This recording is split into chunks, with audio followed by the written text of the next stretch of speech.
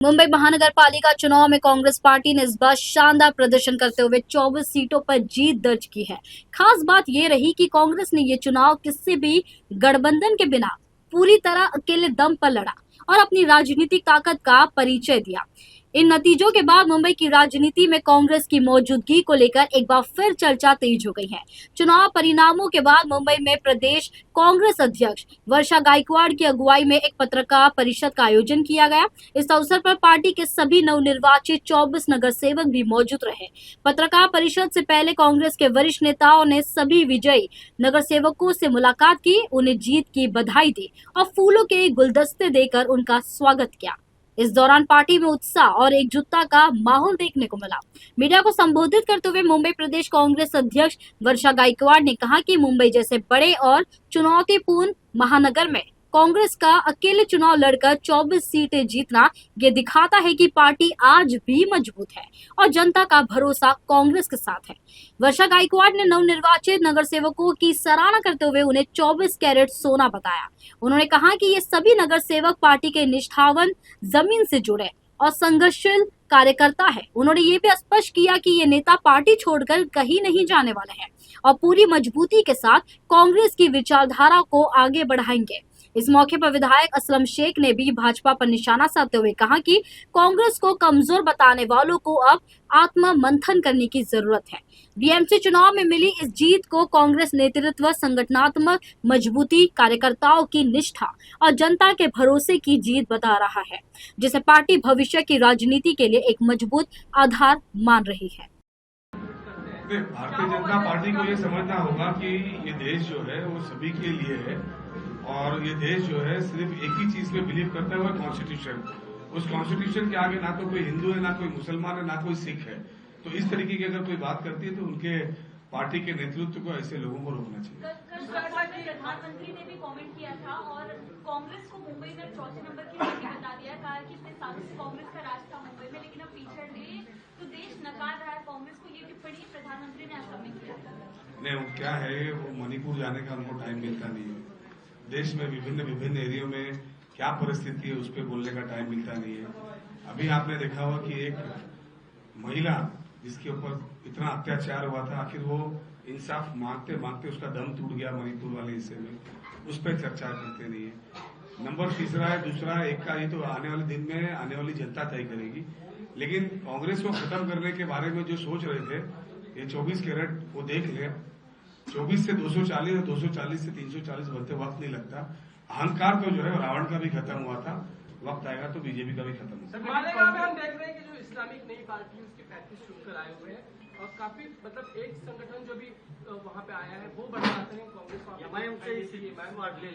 खासकर Islamic party के बारे में बताएं। मालेगांव में वो बढ़ती हुई नजर है। ऐसा है कि कॉन्स्टिट्यूशन ने नई पार्टी को भी जन्म लेने का अधिकार दिया है और इस तहत अगर कोई जीत के आता है तो वहां की जनता ने उनको कबूल किया है, उनको माना है, तो उसके ऊपर उसमें प्रॉब्लम क्या है?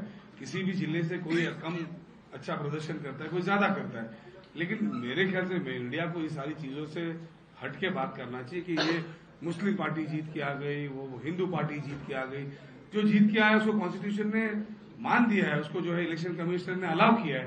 तो ये बात करना कि भाई ये इस तरीके से जीत के मेरे ख्याल से योग्य नहीं। कांग्रेस का जो वोट बैंक था खासकर, लेकिन एमआईएम 125 अगर लेके आती पूरे स्थानीय निकाय चुनाव में, तो आप लोग का जो वोट बैंक है, बेस है, उसको चैलेंज है। कांग्रेस पार्टी जो है ना वो किसी जाति के हिसाब से बात नहीं करती है और कांग्रेस पार्टी ऐसी पार्टी जिसको हर जाति का वोट मिलता है। तो महिला जिसके ऊपर इतना अत्याचार हुआ था, आखिर वो इंसाफ मांगते मांगते उसका दम टूट गया मणिपुर वाले हिस्से में, उस पर चर्चा करते नहीं है। नंबर तीसरा है, दूसरा एक का, ये तो आने वाले दिन में आने वाली जनता तय करेगी।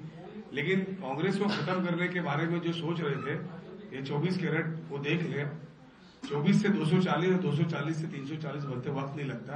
अहंकार तो जो है रावण का भी खत्म हुआ था, वक्त आएगा तो बीजेपी का भी खत्म होगा। मालेगांव में हम देख रहे हैं कि जो इस्लामिक नई पार्टी उसके 35 चुनकर आए हुए हैं और काफी मतलब एक संगठन जो भी वहां पे आया है वो बढ़ाते हैं कांग्रेस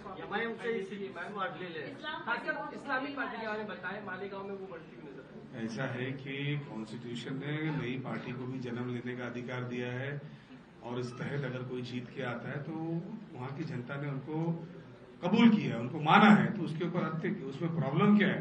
किसी भी जिले से कोई कम अच्छा प्रदर्शन करता है, कोई ज्यादा करता है, लेकिन मेरे ख्याल से मीडिया को ये सारी चीजों से हटके बात करना चाहिए कि ये मुस्लिम पार्टी जीत के आ गई, वो हिंदू पार्टी जीत के आ गई। जो जीत के आया उसको कॉन्स्टिट्यूशन ने मान दिया है, उसको जो है इलेक्शन कमीशन ने अलाउ किया है, तो ये बात करना कि भाई ये इस तरीके से जीत के मेरे ख्याल से योग्य नहीं।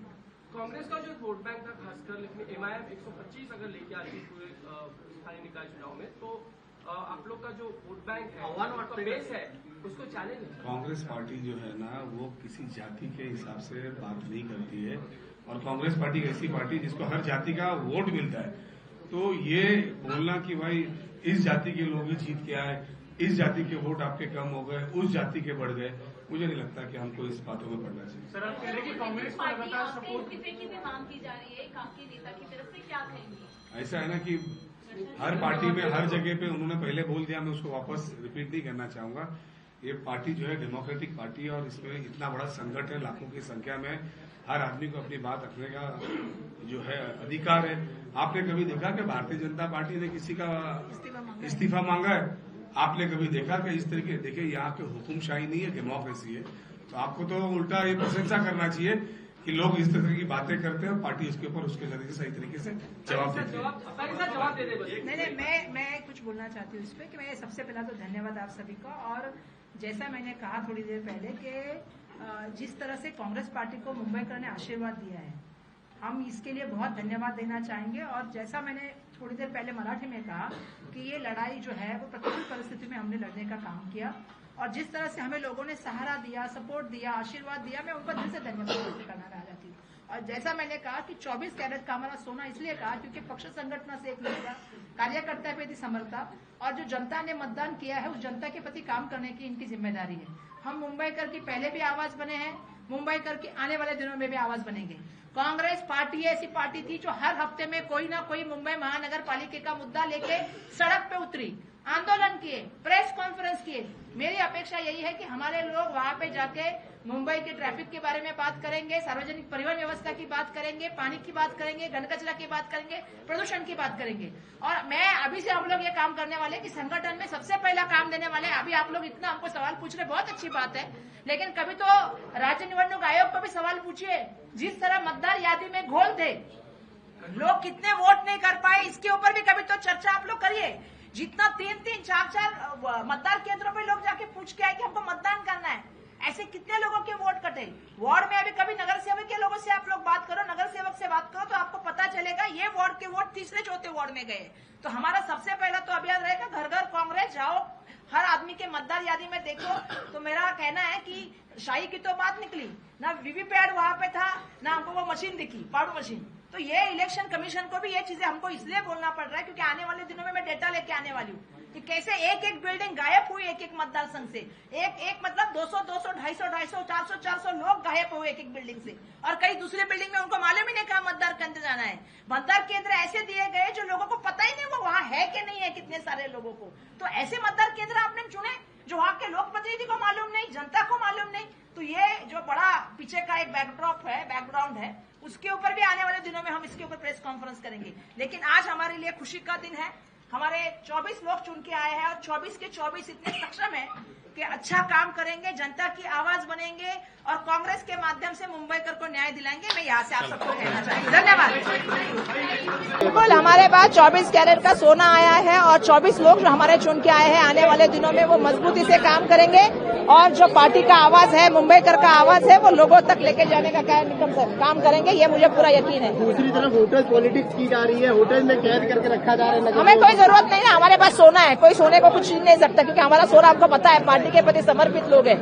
धन्यवाद। बोला ना, क्या संबोधित किया गया है आज आपने? संबोधित किया है कि आपको मुंबईकर की आवाज बननी है, मुंबईकर के सवालों के ऊपर आपको बोलना है और आने वाले दिनों में मुंबईकर की आवाज आपको बनना है मुंबई के सवाल के ऊपर। क्योंकि ये 4-4.5 साल में मुंबई में सरकार नहीं थी, मुंबई की दत्तक बस्तियों का क्या हालत है, मुंबई की सड़क का क्या हालत है, गलियों की क्या हालत है, साफ सफाई की क्या परिस्थिति है, इसके ऊपर आप लोग को अभी आने वाले दिनों में काम करना पड़ेगा। आपकी पार्टी के नेता राहुल गांधी वो रायबरेली में 2 दिन का विजिट करने वाले, मनरेगा को लेकर कई सवाल खड़े किए गए थे कांग्रेस की ओर से, कैसे? नहीं, बिल्कुल मैं समझती हूँ राहुल जी ने जिस तरह से मनरेगा, क्योंकि ये मनरेगा पहले ऐसी योजना थी जिसमें काम मिलना ये था, था। अब आपने 60% लोड जो है वो स्टेट पे डाल दिया है। स्टेट अगर खर्चा नहीं करेगी तो काम कैसे होगा, ये सबसे बड़ी बात है।